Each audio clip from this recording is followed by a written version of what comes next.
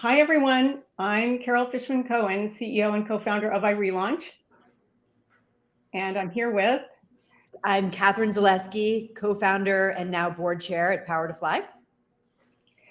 And we want to welcome you to Riding the Labor Market Through Two Recessions and Whatever We Are in Now, Observations and Lessons Learned for the Future. This is a discussion that Catherine and I have been looking forward to for weeks now. And in part, since 2007, we weathered two recessions, there's been a pandemic, and we don't know what we're in now. Every other day, there's an economist or another expert saying we're in a recession, we're not in a recession. So whatever the current economic situation is now. And Catherine and I are going to review our work along a timeline of the last 15 years since the 2008 recession. We're going to discuss our experiences adapting to uncertain economies, changing labor markets.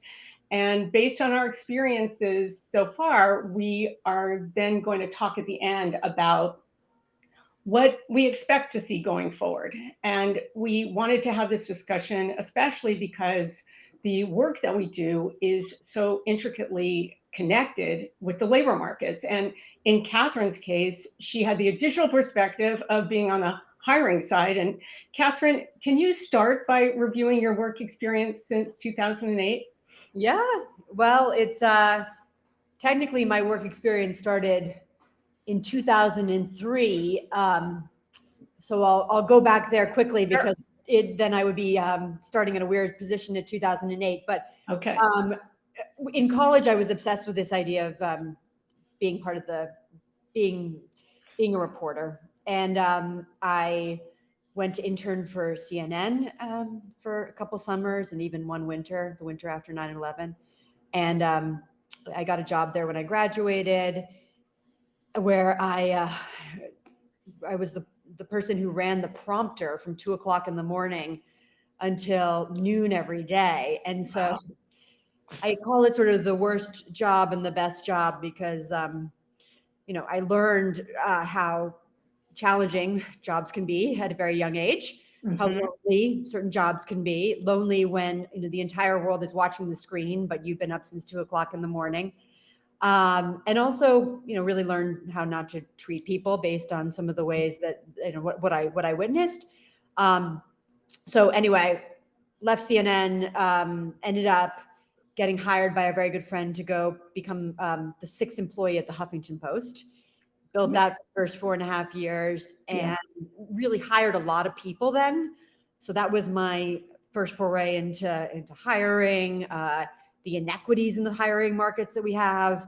And then in 2008, the recession came, the Great Recession. Lehman Brothers obviously fell apart and Bear Stearns before that. And we had a huge housing crisis.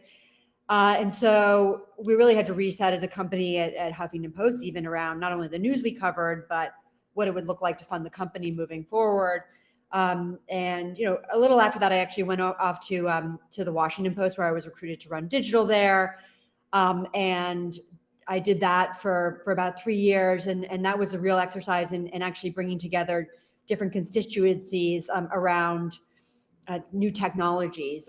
You had the digital teams for the Washington Post in Virginia. And one of the reasons they were in Virginia was because you couldn't unionize in Virginia across the river. I hadn't set that up, but we had decided then to bring the digital team into the offices in Washington, D.C., so that they would be with the print team and to connect those. And so anyway, long story short, I was building teams actually during that recession when a lot of people were getting laid off, but you were also hiring at the same time.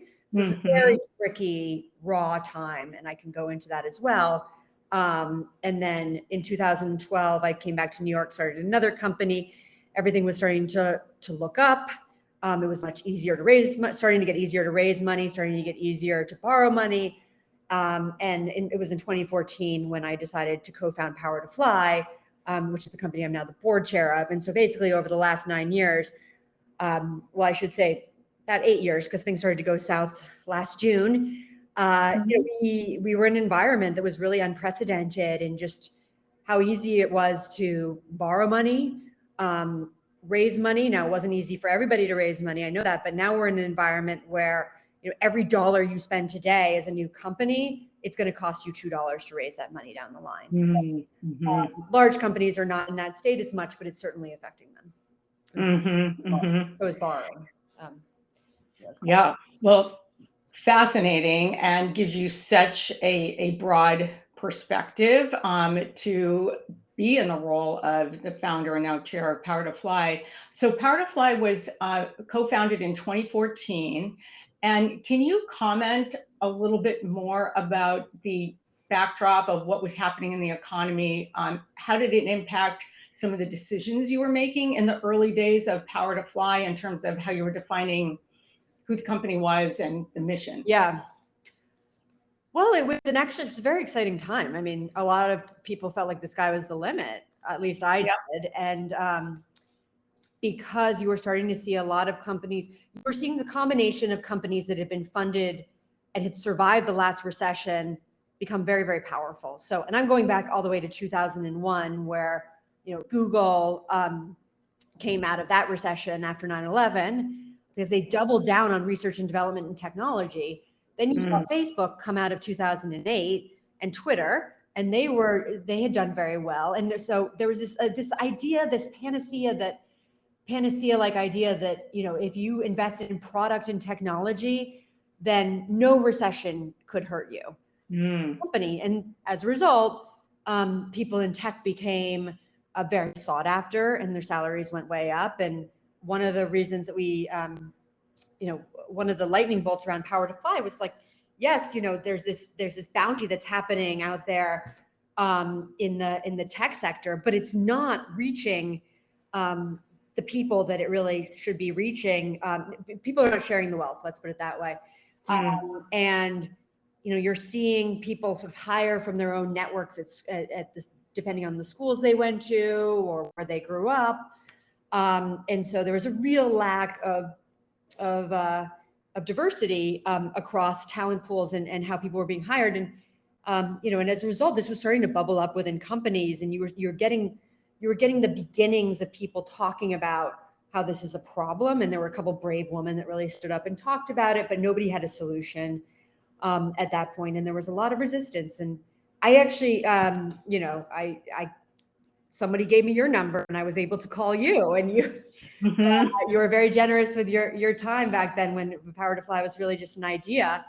And you shared really great information about how, this isn't just affecting younger people who are out of school or who want to get into these tech companies. This is across the board. To build equitable workplaces, you also need to focus on women who want to relaunch their career. And, I was in a stage where I had a 9-month-old baby at home or something. No, I think she was like 4 months old. And I was like, relaunch my career. Oh God, I just want to get through the next couple of months. So yeah. Anyway. Right. Good time. Well, what about for you? Yeah. That was a really interesting period at I relaunched too, because we actually had started doing work even before we were officially a company, and when we were co-founded in 2007, because the very first career reentry programs were started actually at Lehman Brothers. Ann Ernie at Lehman Brothers started the first career reentry program called Encore back in 2006. Okay. And my original co-founder, Vivian Steer-Raven, and we were writing a book about how to relaunch your career. And we were doing all sorts of interviews and meeting so many people.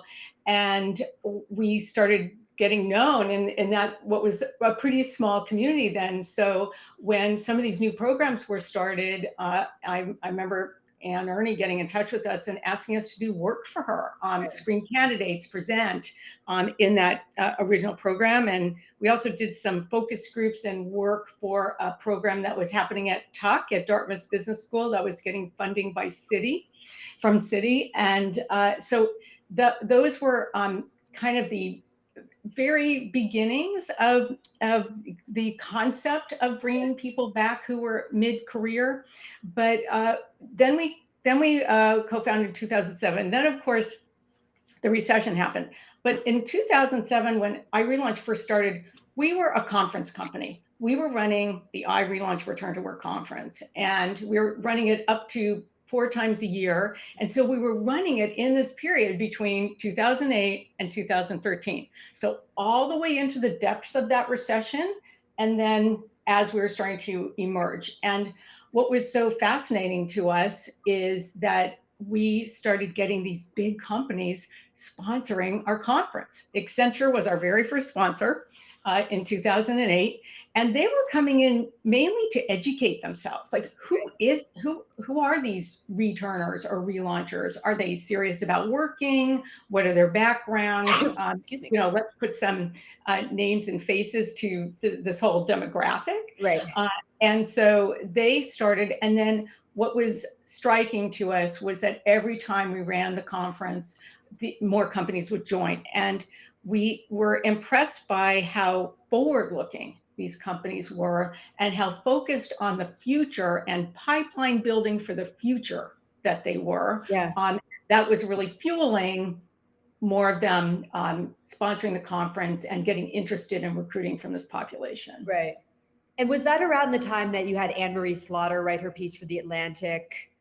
And then I think, well, you had Lean In come out in 2013, I think, or.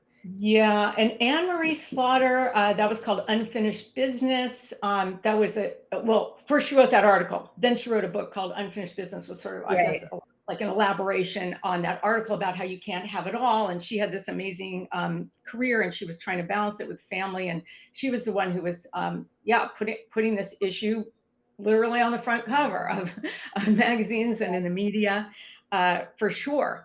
But we were also having a phenomenon that on Wall Street, because the companies that were the first ones to start career reentry programs, those companies are so old that they had generation after generation of professionals move through, and they've experienced at the time repeatedly women leaving at every stage when there were promotions. So all of a sudden there started to be this urgency, a sense of urgency around we don't have enough women in mid to senior level roles. So is there a way we can meet them on the other side of their career breaks, if that's really what they're doing, they're leaving for family reasons, and then have them poised and ready to move up into senior roles over time. So that was some of the original thinking. And then in 2008 is when the first returnship started. The original programs I talked about earlier were not simply, they were career reentry programs that people were hired right from the beginning as employees.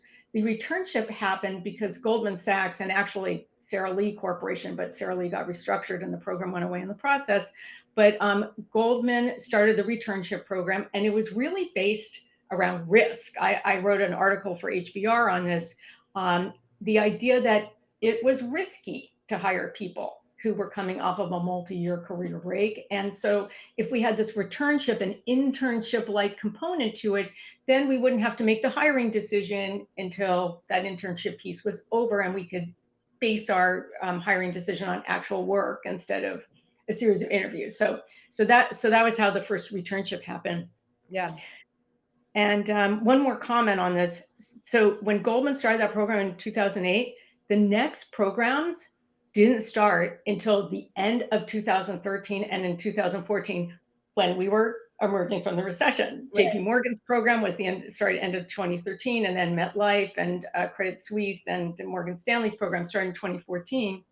And in our conference, October 2014, we had 5 relaunchers up on stage talking about how they returned to work through one of these 5 programs. And it was like a milestone and a light bulb moment. I thought, we have a critical mass of these programs in financial services.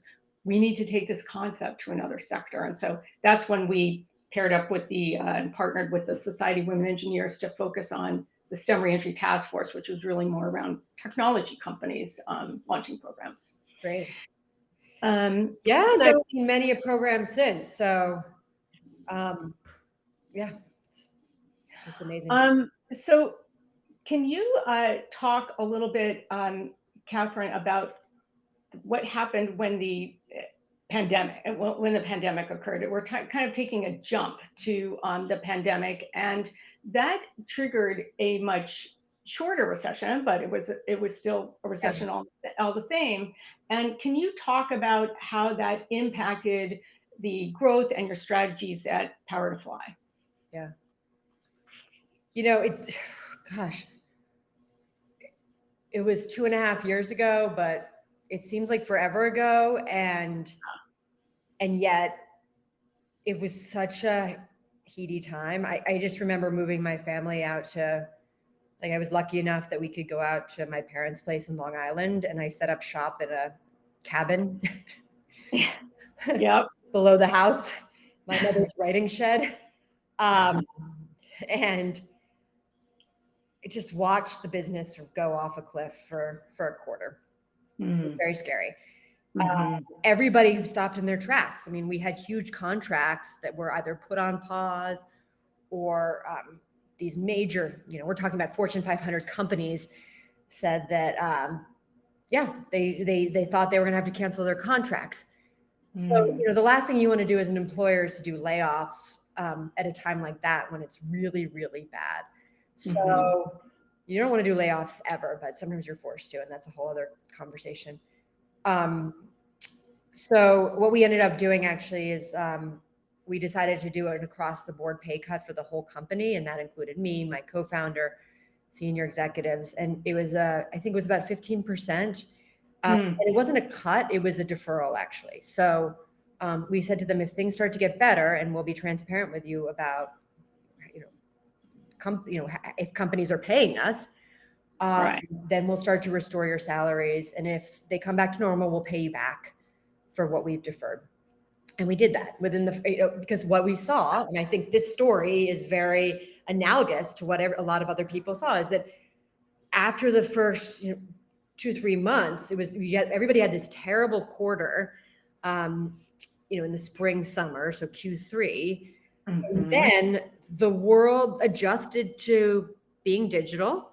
You had incredibly low interest rates, so companies were able to fund themselves and get funded quickly. And you had a hiring frenzy, for lack of a better word.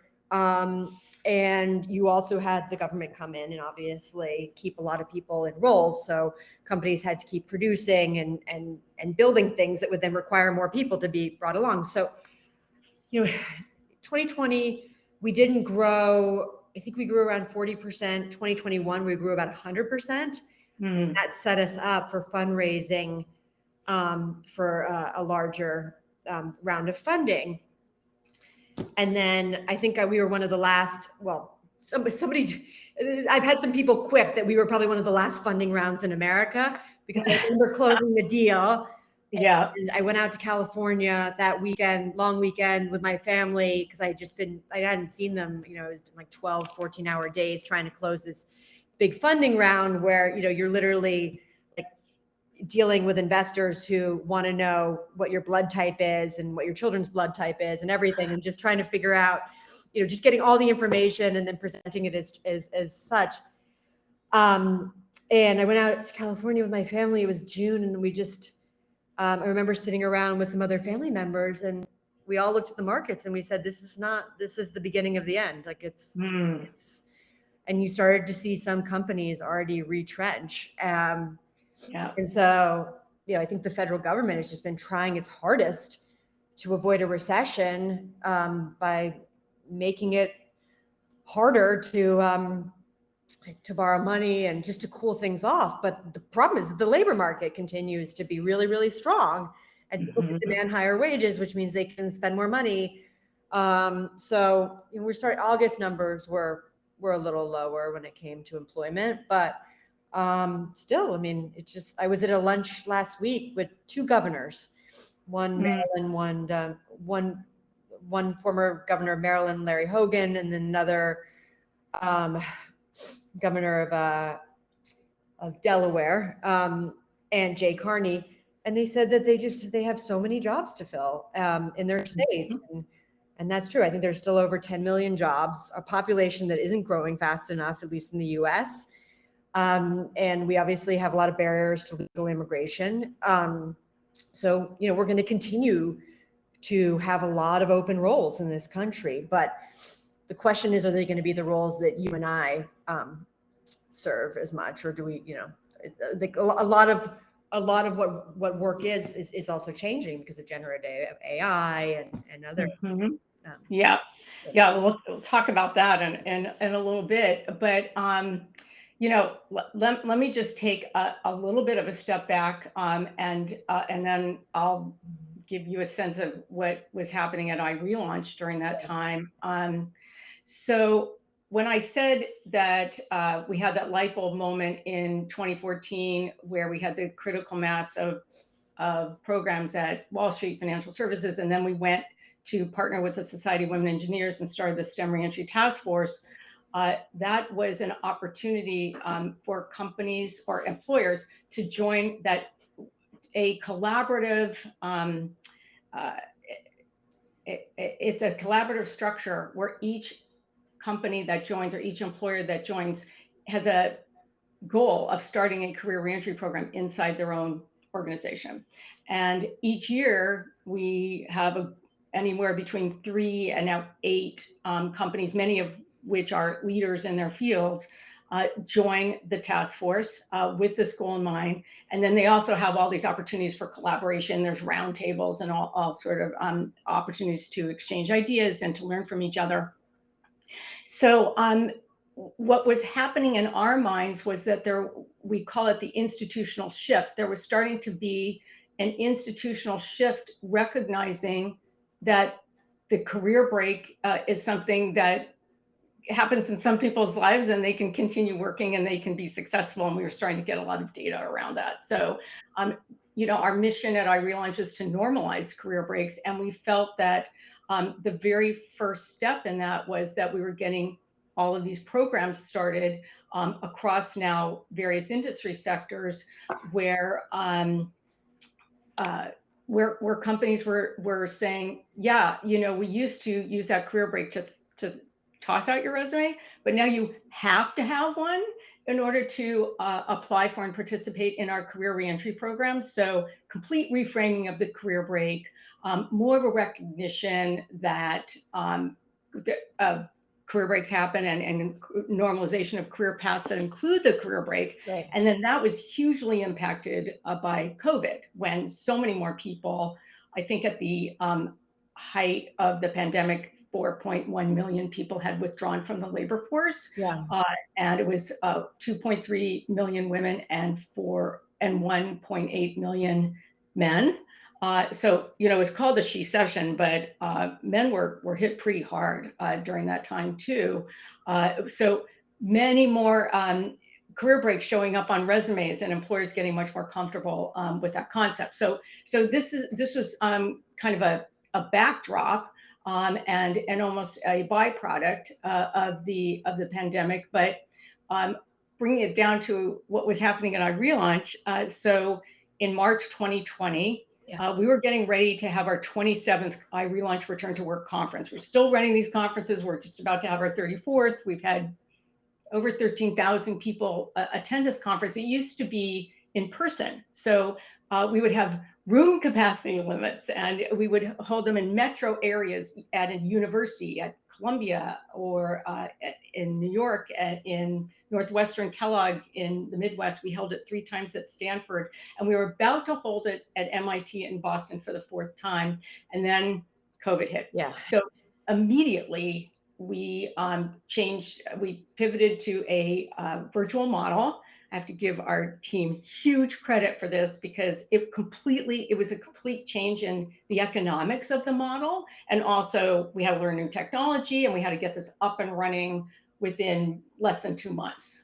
So the team really stepped up and we had our first virtual conference. And what happened there is we realized that one, it could be a national conference because now anyone in the country could participate who was looking to relaunch, and any employer recruiting anywhere could participate, no matter what location they were looking to relaunch at.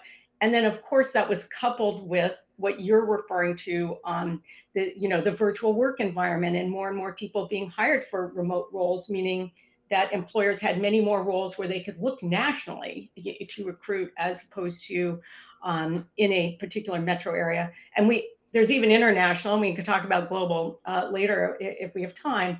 But that was the huge difference. And then we used to have to charge over $200 a person for people to come to our conferences that were in person, because we were serving 2 meals and we had AV and setup and materials being brought in. It was a huge logistical production, and so that piece of it changed too, and we were able to drastically lower the pricing for the relaunchers.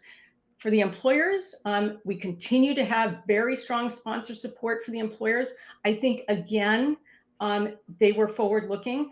We did feel, as you're referencing, a, I don't want to say a pullback. I just want to say maybe a freezing, because with everything, let alone the career reentry programs that were a very small part of what's going on with a big global company, all the companies were wrestling with what happens now and how do we bring people, how do we keep people working and how do we set people up remotely.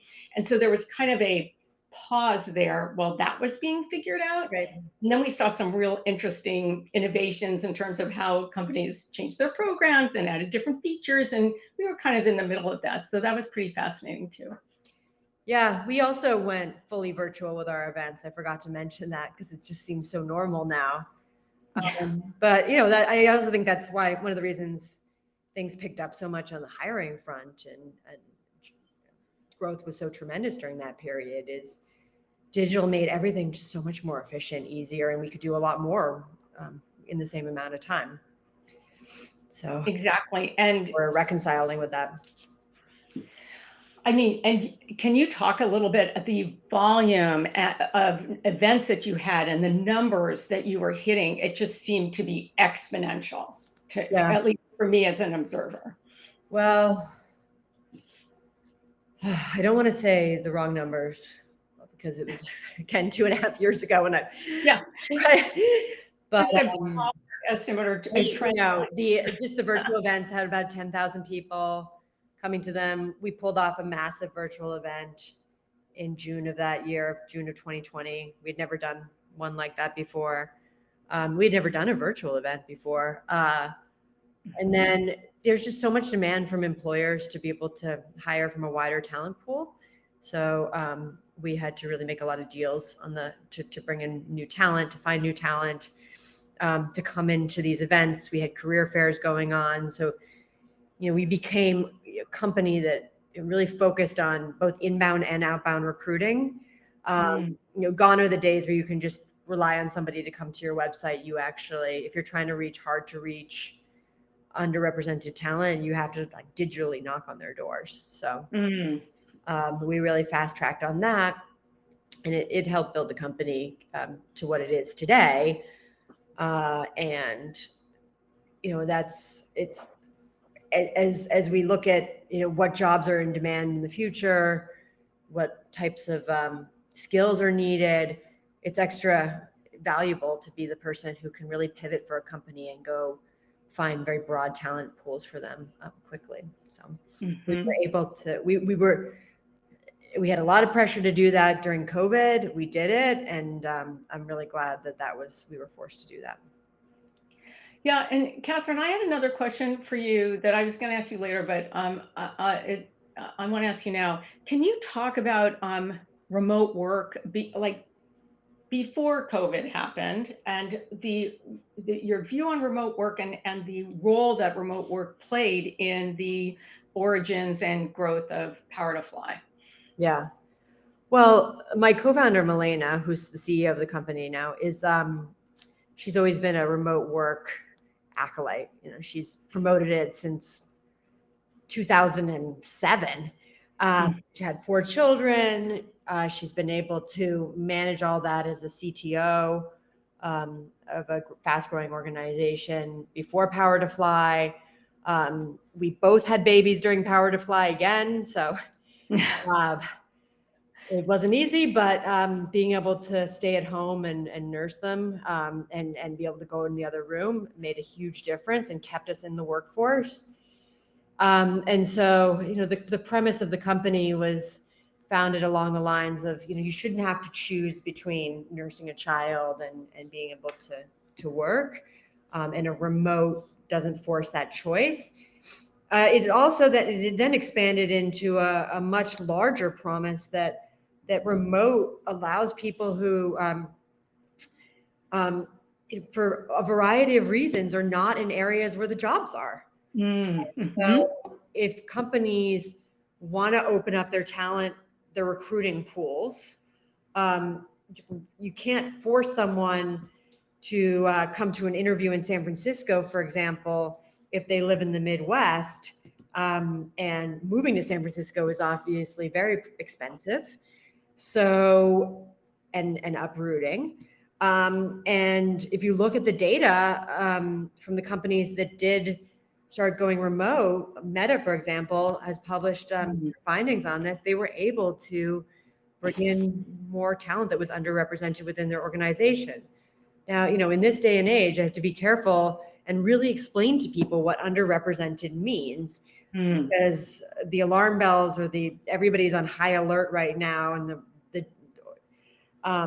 and misconstruing what it actually means to bring in diverse talent. The definition of underrepresented and diverse talent is particular to your organization. Like you and I, Carol, could be underrepresented at a certain organization. If that organization wants more people with our life experiences in it, it's going to start some campaigns to try to broaden up their pool and bring more people like us in there, right? So that's what we try to do with organizations. We go in and talk to them about their individual cases, and we don't take certain demographic groups and say you need more of XYZ. We say, in order to build a viable business that is consistent with what your customers want or your patients, let's say you're a hospital system, and literally the data shows that people, they will give more data to a nurse or doctor who may be able to relate to their background a little bit more, for example. And that's really important for their health outcomes, if not saving their lives. So, this kind of concordance is really important when you're looking at underrepresented talent pools within companies. And again, that could mean, somebody you think is overrepresented, but they're underrepresented in that company. And I've sort of lost my track a little bit here on why pandemic. Sorry, bring me back. Well, I mean, you were going off a very interesting direction in terms of diversity and DEI and what it means now, and especially in the wake of the Supreme Court affirmative action decision. Yeah. So I don't know if you want to elaborate on that a little bit more, but it's really interesting, the perspective that you're talking about. Yeah, I mean, well, again, like the data will show based on the classes that are entering over the next couple of years. I think what it's done more than anything is raise a lot of questions about what's truly creating inequitable universities, and then inequitable societies after that. And as much I'm a proponent, obviously, for policies that bring equity across our country, but I do think it's raising this question of, is this one of the first steps that needed to be taken in order to build a more inclusive society? For example, is legacy admissions. Are those next to go? Because if you talk to some people who really think about the effects of disbanding affirmative action, they'll point to the fact that legacy, for example, is much more pernicious when it comes to creating inequity. So, in some ways, it might be like the necessary step that people that we're taking as a nation to realize what other areas we need to walk back is a generous word, but other areas that we need to really review and change. So that's one thing. I think, companies, the bigger companies they're getting hounded by conservative legal groups, and the response I'm hearing from a lot of senior talent leaders and HR practitioners is like, we're not going to move away from the goal of bringing in a larger group of people who we can interview. In many ways, this has shown that we just need to be opening up our doors more and more, and actually going and inviting more and more people within the hiring funnels of our companies. So, I think there's some assessments that are happening, but at the same time, it's just such a clear business case that you need to make sure that your company is representative of the population it's serving. And what's particularly interesting in America is by 2040, or maybe it's 2050, I should get my numbers right if I'm presenting live, but you'll have groups that were deemed the minority will be in the majority, right? And so you have to have an organization that actually reflects the majority of the country, and you have to have people in leadership positions as well. You have to have that consistency in your organization, and businesses understand that. They know that, and they see it in their numbers too. So my observation amongst HR leaders is that they're trying to stay the course. It's just there's a lot of confusion right now because hiring has taken such a freeze. Hiring programs have been frozen because of the state of the economy at the mid to senior levels in organizations. Obviously, skilled labor, entry-level jobs. I mean, there's just so many openings there. But recruiting is definitely has come down, and that's dovetailing with what's happening with affirmative action. It's such an unusual picture out there because, yes, we have seen some of our client career reentry programs go on hold. We've also have a banner year this year in the STEM Reentry Task Force. We have 8 companies, more companies than we've ever had before that joined. And, this is including Schlumberger and Bechtel and Archer Daniels Midland and energy. Yeah, and Micron. We have the CHIPS Act. They're part of it. Mondelez has joined. We have a range of companies in all different industry sectors that are part of that, and they're gearing up and ready to go to launch their programs. So we have that happening at the same time, and I think that's why this economy is just so confusing because we have conflicting behaviors, employer behaviors happening at the same time. The other thing, though, is that, and you referenced this when you were talking about the conversation with the ex-governors about how they can't hire enough people. Well, remember when I was talking earlier about the first wave of career reentry programming being driven by Wall Street and financial services, and the second wave being driven by technology companies. It could be legacy tech companies, Silicon Valley tech companies, companies that have technology at the core, like aerospace and defense or automotive or industrial equipment. All of those employers were starting career reentry programs sort of in that second phase. We also had some really interesting different categories of employers that were participating and are continuing to participate. And that is more in the public sector or quasi public sector organizations. So for example, the Boston Fed was part of the STEM Reentry Task Force, and they launched the first returnship program in the Federal Reserve banking system. Jet Propulsion Laboratory and the Aerospace Corporation were the first. They're called FFRDCs, Federally Funded Research and Development Centers. That category, those were the first career reentry programs in that category. Yeah. And now we just worked with the state of Utah. Actually, it's been almost 2 years now to create the first state returnship program. And we are talking to many more states, and there's a lot more activity we're seeing going on, even at the federal level. We could talk about that in a little bit. Yeah, really interesting. Well, U.S. government provides a lot of jobs. Yeah, and actually that's an interesting point because we're seeing for the very first time the Representative Congresswoman Jennifer Wexton, who's a Democrat out of Virginia, got into the 2023 Appropriations Act the requirement for the government to assess returnships for its own hiring. And Wow. so there is actually a report that is being generated as we speak by OPM, the Office of Personnel Management, that is assessing returnship for the government's own hiring. It's supposed to come out in 10 days. It's supposed to come out at the end of September. Wow. We'll see if it comes out on time. It makes sense, right? You have to. Yes. It's Yeah.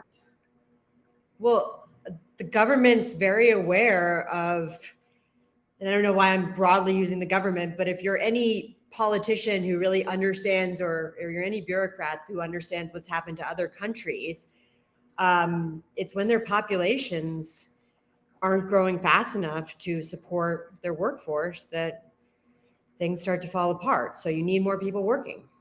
I don't know. I mean, China is starting to see this, and Japan had their big womanomics program, but we need more people working so that we can obviously have a tax base and grow. Right. So it makes total sense that you would really try to get a population that hasn't been welcomed into the workforce working more. So.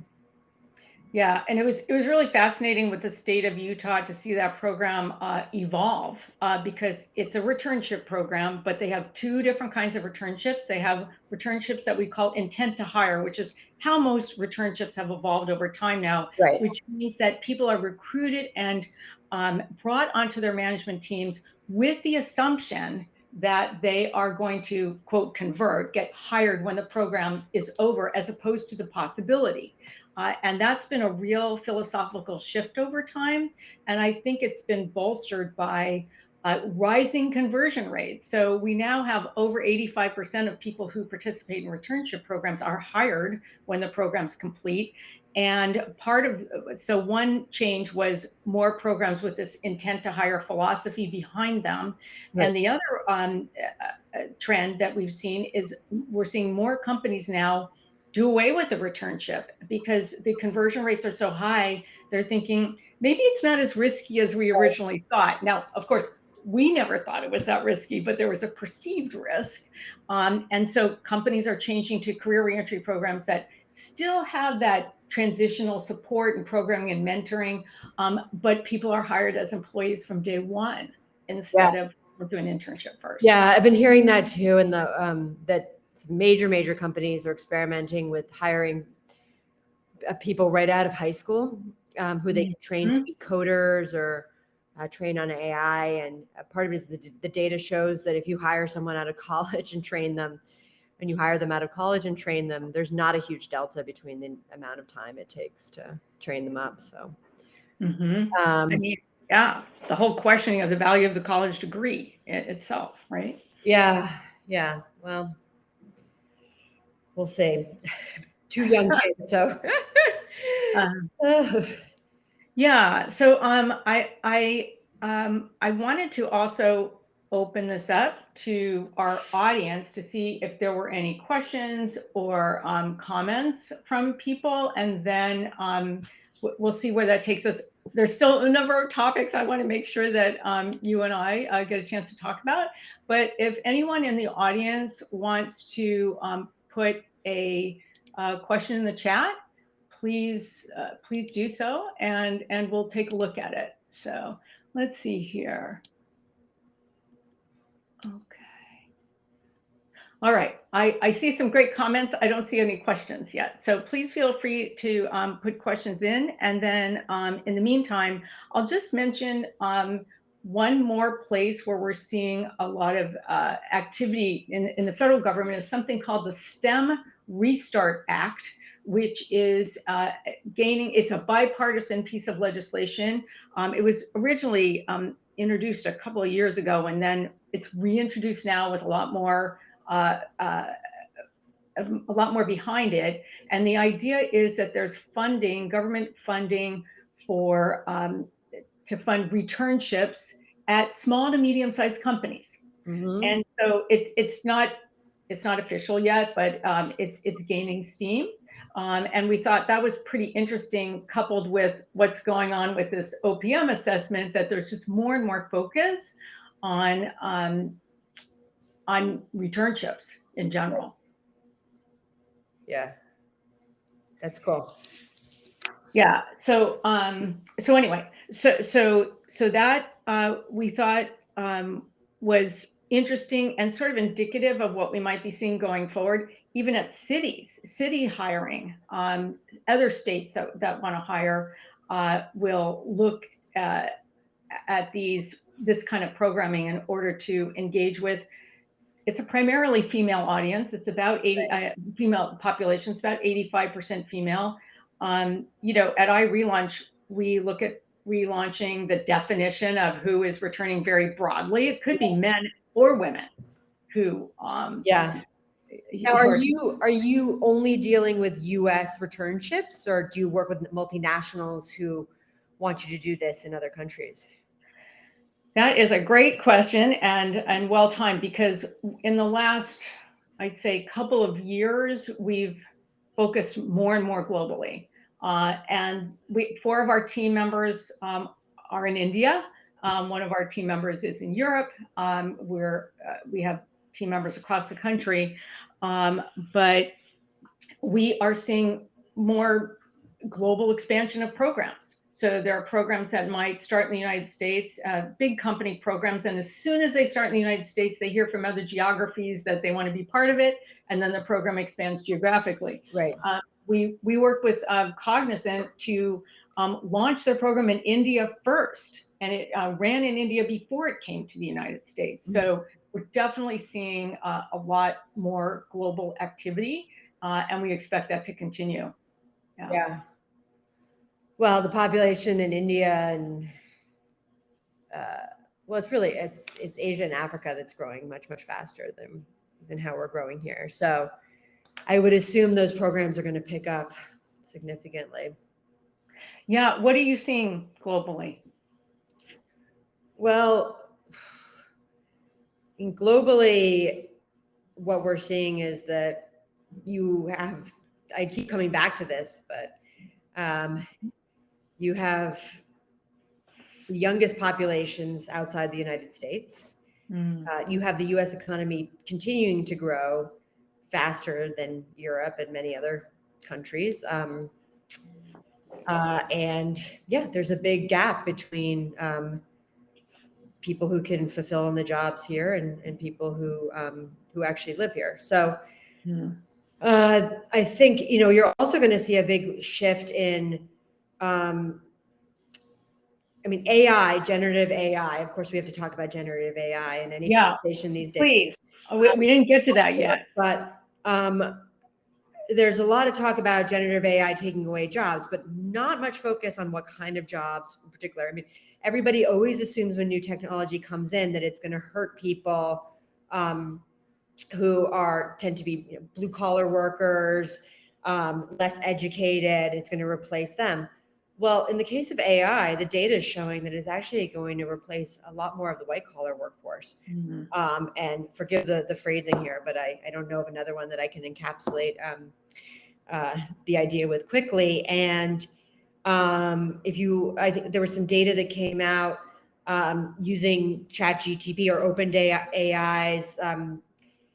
OpenAI, and then matching that with jobs in the United States based on education level. And the data showed that 68% of tasks that someone with a graduate degree does can be assisted with AI, right? That's a graduate degree. Like 6.9% of tasks that are done by someone who has no degree, just a college degree, so no advanced degree, can be done by AI.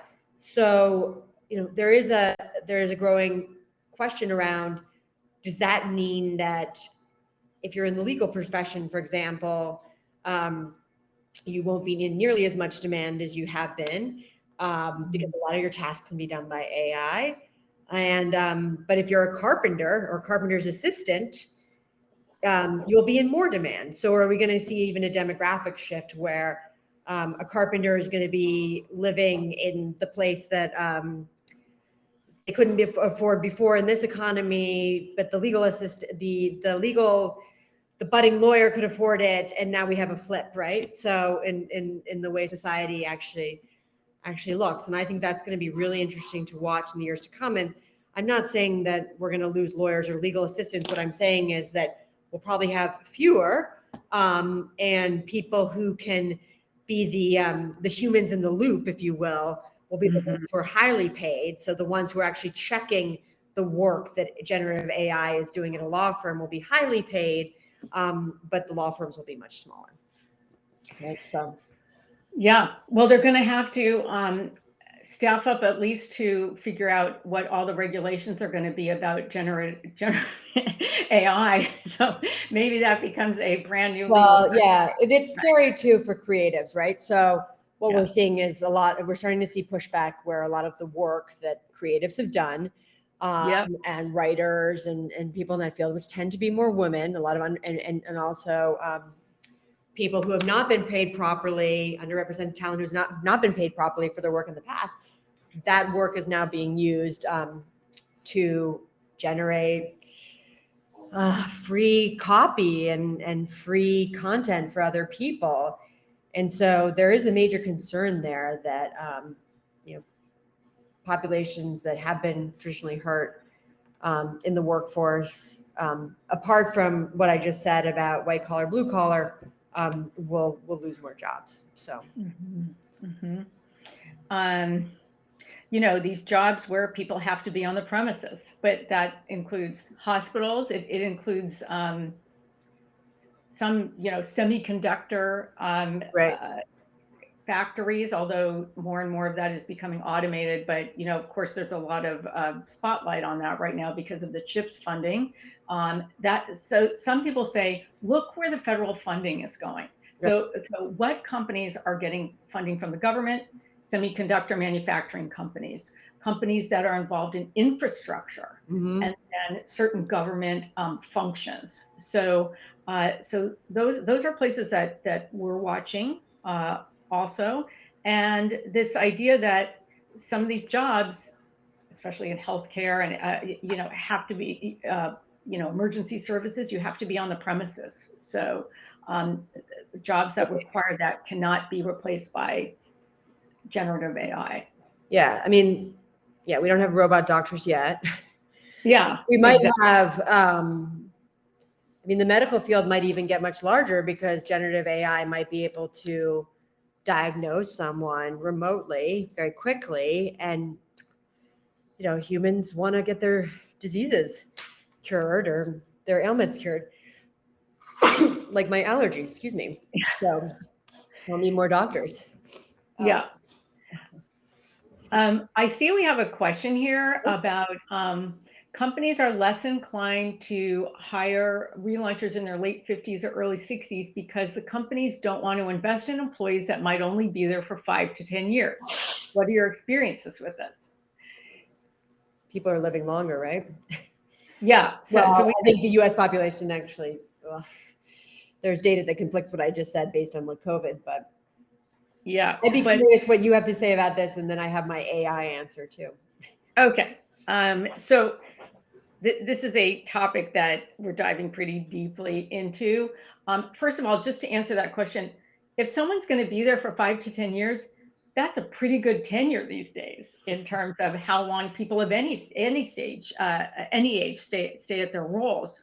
So we're still seeing people 40s, 50s, and some into their 60s be part of these career reentry programs. So there's as that age group becomes the largest age group within the general population, and we see fewer people in the younger demographic, there's going to be more dependence on people who are in their 50s or 60s or older.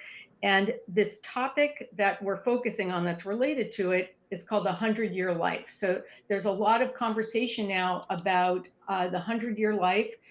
People who are early professionals now can realistically expect to live 100 years, and that implies a 60-year career as opposed to the 40-year career. And so the difference there that we've started to think through is, are people really going to work 60 years all the way straight through without a break?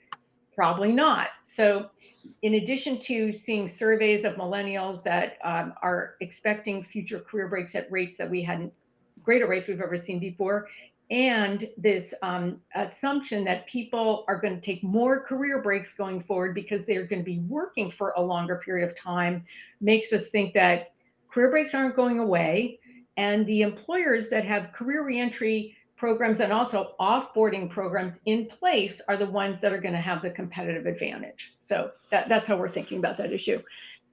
Yeah, and that dovetails with theories among technocrats, take it as you will, that we'll have a lot more free time on our hands. So because of the progress that's being made in generative AI, you and I, for example, will be 30% more productive, which gives us maybe even an extra day a week, right? So I was telling you that I went to this dinner where a Google engineer was talking about the advent of Sunday.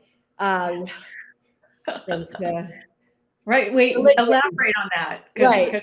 Yeah. Yes. And but that was many, many moons ago. We're talking about millennia ago. And then in the late 1800s, you had industrialists like Henry Ford, who really pushed for weekends so that people would drive their cars, and they would go out and spend more money. And so this concept of humans having more free time and things to do and things to buy, obviously has helped the American economy, right? And with generative AI at the pace that it's moving, there could be a world very soon where we're living longer and we're much more productive. And we have, the ability to not only take off longer time and relaunch our careers, but we can even go back to school because we have 3-day weekends. We can adapt and develop new skills. And so to your point, you're going to be dealing with a population base that's very different from previous generations, where you started a company, you started a company and you stayed for the most part. So I think, I don't have the answers to these questions. I'm really putting them out there and sharing what I hear. But I think that's another thing that we have to consider. We have to consider the impact of productivity, and on newfound productivity, on what you're saying, Carol. Mm-hmm. And, to dovetail on that, so this whole idea of people taking more career breaks, then sort of the next step there is, when they return, can employers get themselves in a position so the people that leave come back to their company over and over and over again? With new skills, right? So yeah, so if they have developed offboarding programs, what does the exit interview look like? How do they stay in touch with people after they leave? In addition to career reentry programs, then each time someone comes back in, first of all, they get more out of their original investment in the person. They can benefit from the institutional knowledge that person has and keeps refining time after time. And then we would argue that when relaunchers come back into the market, they have gone through a process of figuring out exactly what they want to do, knowing that more about themselves. Right. We're more fully formed as people. We have a better sense of where we can add a value to an employer. So if that keeps happening repeatedly, you could argue that you have an even better sense and more refined sense of where that where you can add value, Right. and that benefits the employers at the end of the day. Yeah, no, it's great. It gives the employers back a lot of time, because we all know what it's like to deal with workforces that aren't completely bought in. So, great. Well, Catherine, I have to say, this has been such a pleasure to have this conversation with you. Yeah, I mean, I'm so honored that you've brought me to the table, and after all these years, and all that I've seen grow on your end as well. And I learned a lot too, so took a lot of great notes. Thank you. Yeah, same. Well, we've both come a long way since that first conversation that we had, and it's been a really amazing ride, I think, in so many levels. So I want to thank our audience, and also I think there have been resources that have put into the chat. Make sure you check those out. And thank you all for coming today. Yep. Thank you. All right. Bye.